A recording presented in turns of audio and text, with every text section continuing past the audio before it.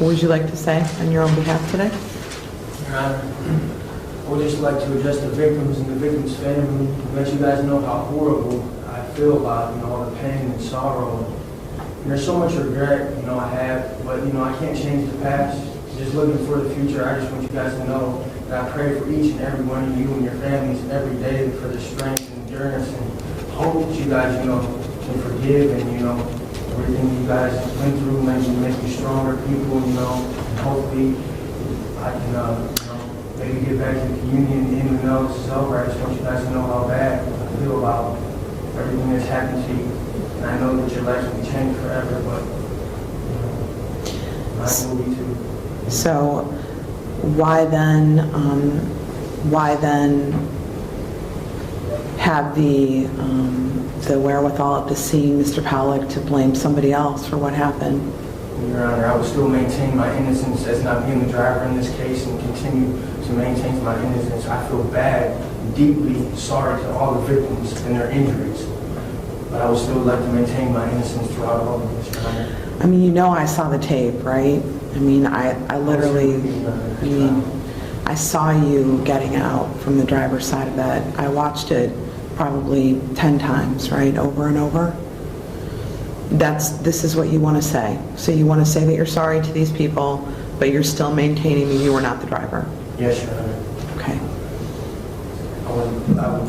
I just want to remind the court I still have my appellate rights and everything, and I'm still going to maintain my innocence through this, but that does not change the fact that I have regret for every person and every victim. Pause right here. This is where everything falls apart for the defendant. In sentencing hearings, you don't get credit for feeling bad if you're still denying responsibility. The judge is watching him apologize with one breath and deny guilt with the next. And in court, that reads as manipulation, not remorse. Put yourself in the victim's shoes. Would you accept an apology from someone who says they didn't even do it? In this court, how bad I feel about everybody. So they know. They've watched the tape. They heard you on the audio recording. They heard you talking to your co-defendant. So it's insulting, at the very least, I think, for many of them, to have you say that you're sorry to them, but then on the other hand, say that you're not the person who was responsible. Does that make sense to you?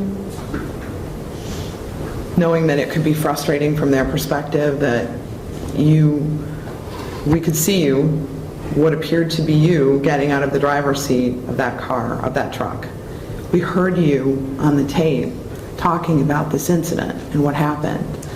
So to continue to maintain that perspective is a bit difficult for the court to swallow, as you can imagine. I understand. Okay. Is there anything else that you would like to say?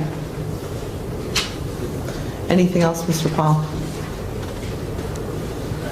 There's a whole bunch I'd like to say to that, but I won't. And something before the court as well as the sentence in this case. Thank you.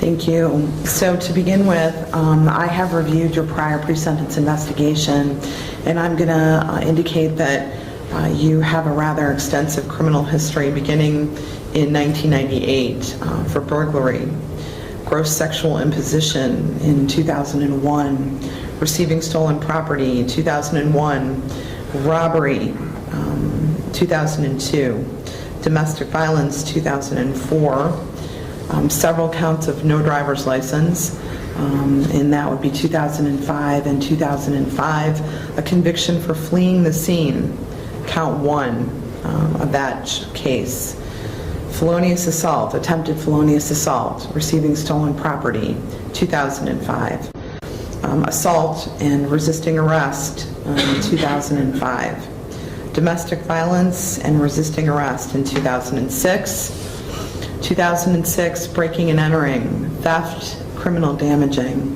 criminal mischief, attempted theft, that is all in 2006.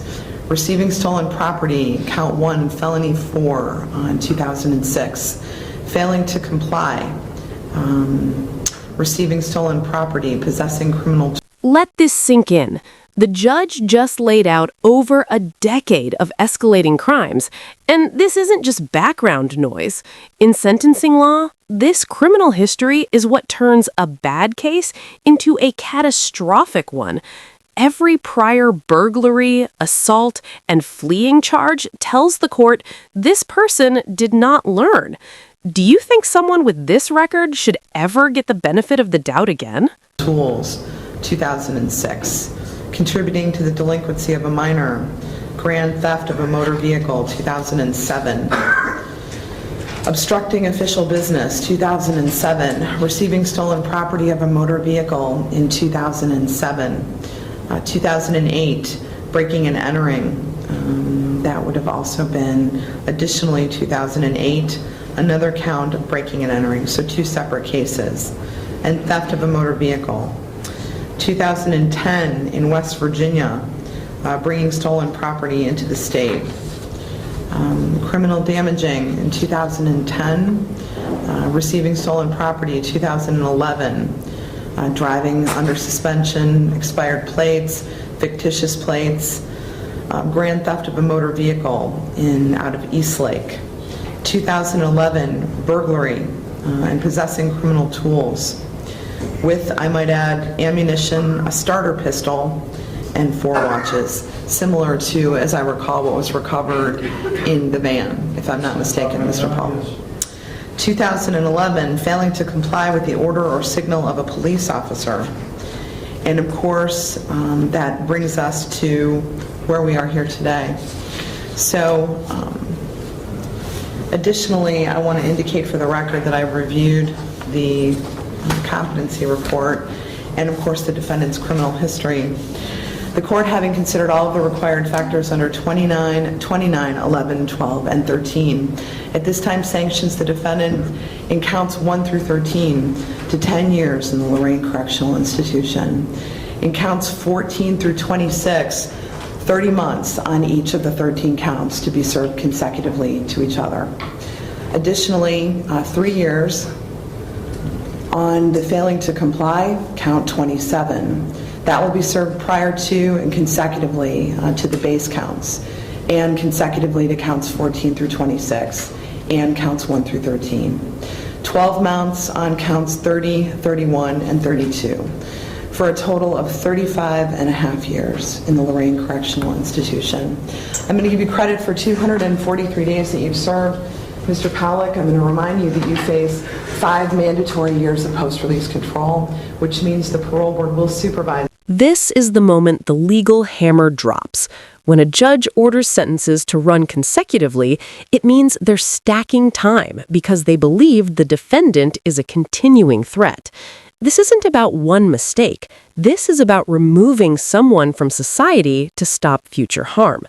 Do you agree with the judge's call here, or do you think the punishment went too far?